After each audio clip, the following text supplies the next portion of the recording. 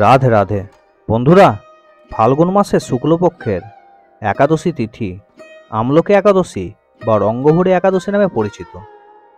আজকে ভিডিওতে আমি আলোচনা করব এই আমলকি একাদশীর ব্রতকথা এবং এই একাদশীর দিনে কিভাবে আমলকির ব্যবহার করলে উত্তম ফল পাওয়া যায় সে সকল বিষয় নিয়ে। মহারাজ যুধিষ্ঠির বললেন, হে কৃষ্ণ, ফাল্গুন মাসের শুক্লপক্ষের একাদশী কী নামে বিখ্যাত তা বর্ণনা করুন।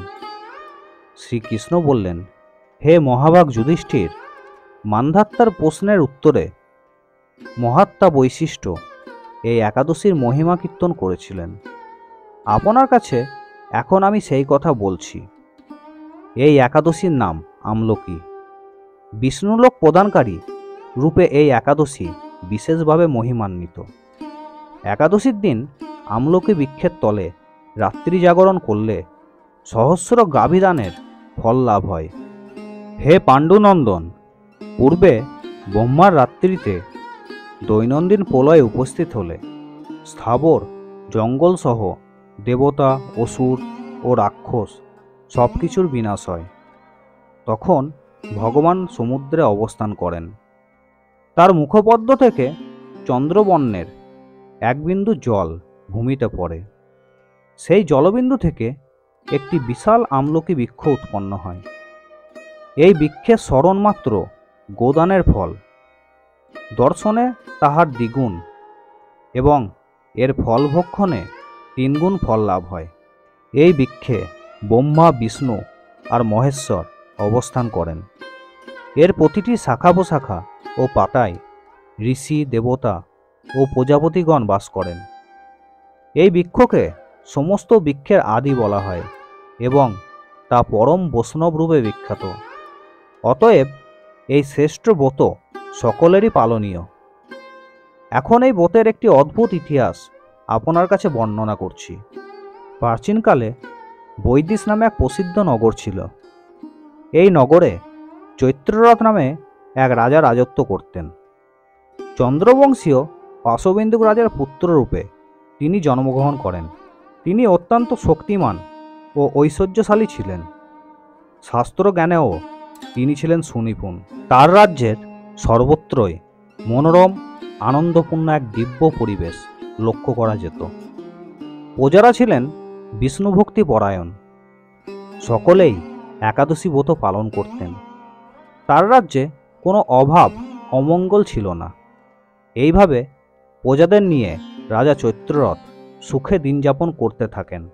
একসময় ফাল্গুনী শুক্লপক্ষের দ্বাদশীযুক্তা আমলকি তিথি সমাগত হওয়ায় রাজ্যের সকলেই এই ব্রত পালনের সংকল্প করলেন।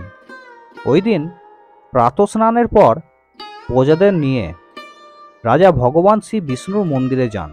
সেখানে সুবাসিত জলপূর্ণ কলস, ছত্র, বস্ত্র, পাদুকা, পঞ্চরত্ন ইত্যাদি দিয়ে সাজিয়ে স্থাপন করেন। তারপর ধূপ, দীপ ইত্যাদি দিয়ে যত্ন সহকারে মুনি ঋষিদের দ্বারা শ্রী পরশুরাম মূর্তি সমন্বিত আমলকির পূজা করেন। হে পরশুরাম, হে রেণুকার সুখবর্ধক, হে ধাত্রী, হে পাপ বিনাশিনী আমলকি, তোমাকে প্রণাম। আমার অর্ঘ্যজল গ্রহণ করো। এইভাবে দিনে যথাবিধি পূজা, স্তব, স্তুতি, নিত্যগীত করে রাজা ভক্তিভরে সেই বিষ্ণু মন্দিরে রাত্রি জাগরণ করতে লাগলেন। একসময় দৈবযোগে একটি ব্যাধ সেখানে উপস্থিত হলো। পূজার সামগ্রী সহ বহু ব্যক্তিকে একত্রে রাত্রি জাগরণ করতে দেখে সে কৌতূহলাক্রান্ত হলো। সে ভাবল, এসব কি ব্যাপার। বিষ্ণু মন্দিরে প্রবেশ করে সে বসে পড়ল। কলসের উপরে স্থাপিত বিষ্ণু মূর্তি দর্শন করল।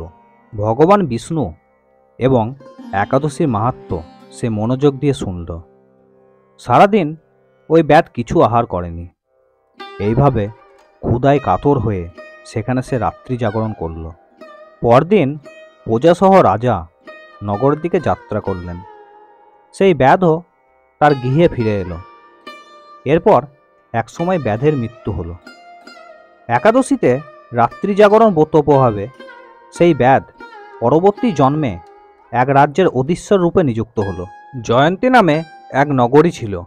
সেখানে বিধুরথ নামে এক রাজা বাস করতেন। ওই ব্যাধ বিধুরথ রাজার মহাবলী পুত্ররূপে জন্মগ্রহণ করেন। তার নাম হয় বসুরথ। বসুরথ 1,00,000 গ্রামের আধিপত্য লাভ করেছিলেন।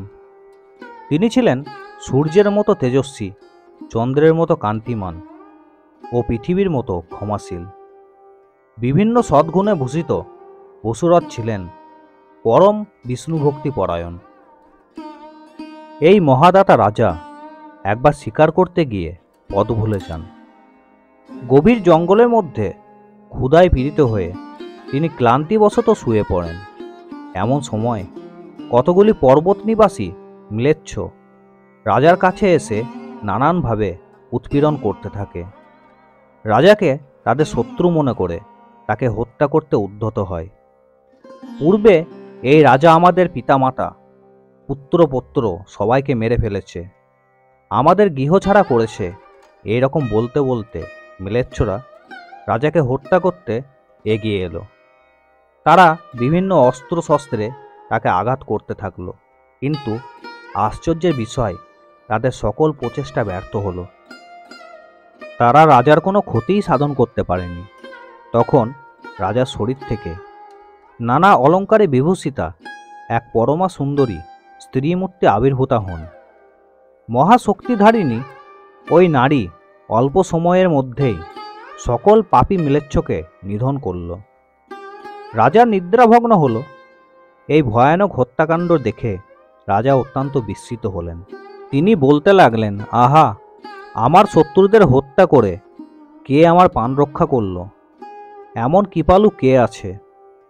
আমি তার প্রতি আমার কৃতজ্ঞতা প্রকাশ করছি। এমন সময়ে দৈববাণী হলো, ভগবান কেশব ব্যতীত শরণাগতকে রক্ষা করবার মতো আর কে আছে? তিনিই শরণাগত পালক। দৈববাণী শুনে তিনি ভক্তিযুক্ত চিত্তে গৃহে ফিরে এলেন। তারপর প্রজাসহ মহা সুখে ইন্দ্রের মতো নিষ্কণ্ঠক রাজ্য ভোগ করতে লাগলেন।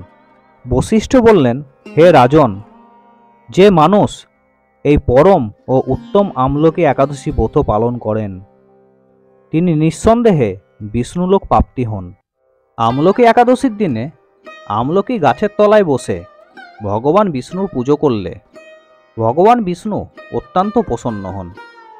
এদিন ভগবান বিষ্ণুকে আমলকি অর্পণ করলে সকল মনের বাসনা পূরণ হয়।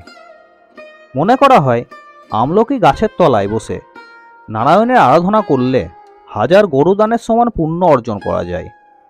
এই একাদশী তিথিতে আমলকির উবটন লাগানো উচিত এবং আমলকির জলে স্নান করা উচিত। এছাড়াও এই তিথিতে আমলকির দান ও খাওয়ার পরামর্শ দেওয়া হয়।